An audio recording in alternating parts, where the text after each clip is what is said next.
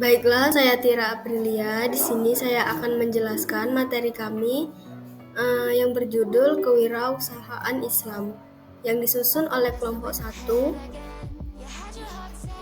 Di sini kelompok saya yaitu saya sendiri Tira Aprilia, yang kedua Weni Intami dan ketiga Asmawati.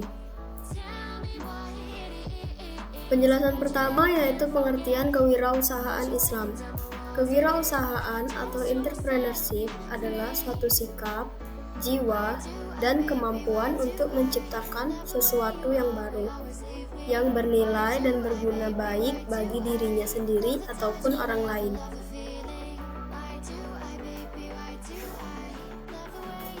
Kewirausahaan berasal dari istilah entrepreneurship, sedangkan wirausahawan berasal dari kata entrepreneur.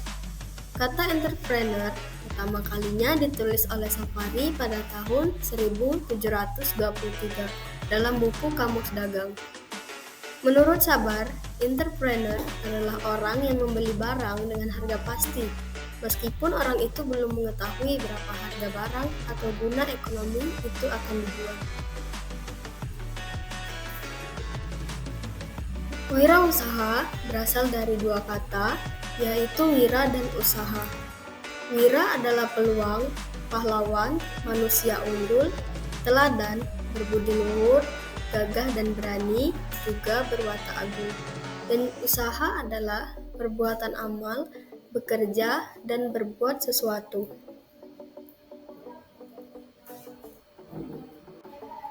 Kewirausahaan Islam atau Islamic Entrepreneurship atau kewirausahaan syariah atau syariah entrepreneurship adalah gabungan dari dua kata, kewirausahaan dan Islam dan atau syariah. kewirausahaan dan syariah. Kewirausahaan Islam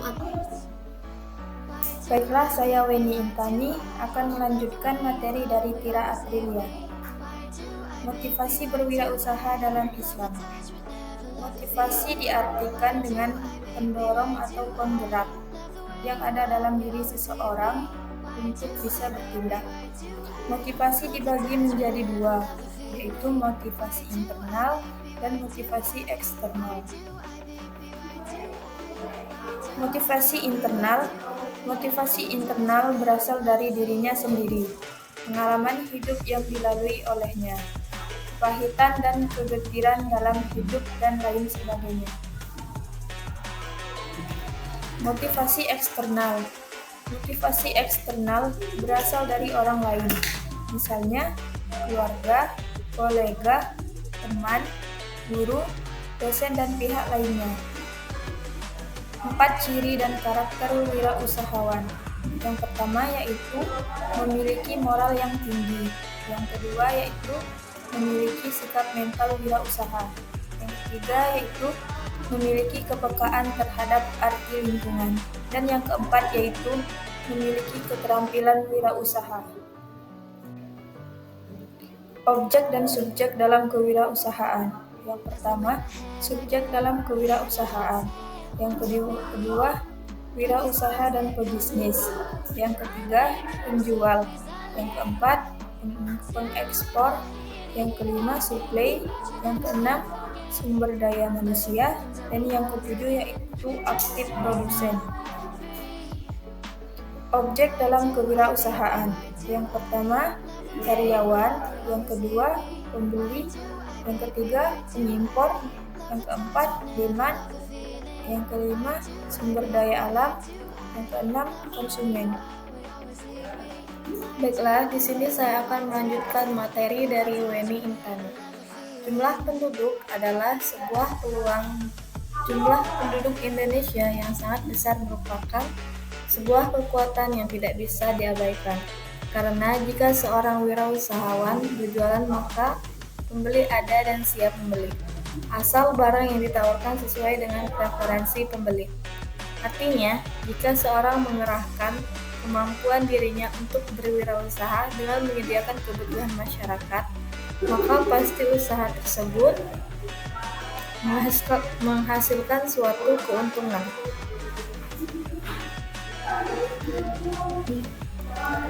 Selanjutnya yaitu niat dalam berwirausaha. Niat kewirausahaan mencerminkan komitmen seseorang untuk memulai usaha yang baru dan merupakan isu sentral yang perlu diperhatikan dalam memahami proses kewirausahaan pendiri usaha baru.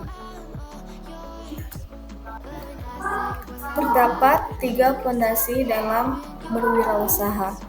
Yang pertama yaitu fondasi yang paling dasar, tauhid, dan yang kedua yaitu salah satu penguat dalam fondasi yaitu syariah. Dan ketiga sebagai penghias dalam fondasi yaitu akhlak. Tauhid dalam berwirausaha juga terbagi menjadi 3. Yang pertama yaitu tauhid uluhiyah. Tauhid uluhiyah artinya meniatkan apa yang ia usahakan dalam rangka menyembah Allah. Dan yang kedua yaitu tauhid rububiyah. Tauhid rububiyah yaitu ketika mereka memulai berwirausaha haruslah melakukan usaha tersebut dengan kreatif dan inovatif.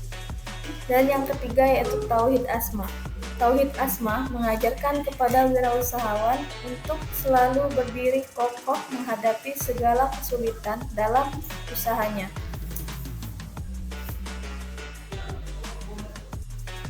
Yang kedua yaitu syariah dalam wirausaha. Pemahaman akan hukum syariah dalam wirausaha diperlukan karena hukum syariah yang baik akan menjadikan seorang wirausahawan lebih berhati-hati dengan tidak mengharamkan yang halal dan juga tidak menghalalkan yang haram. Yang ketiga yaitu akhlak dalam wirausaha.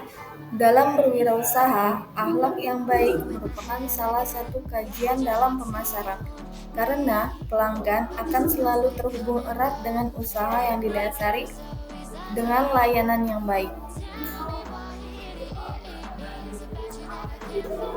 Sekian, itulah penjelasan materi dari kami.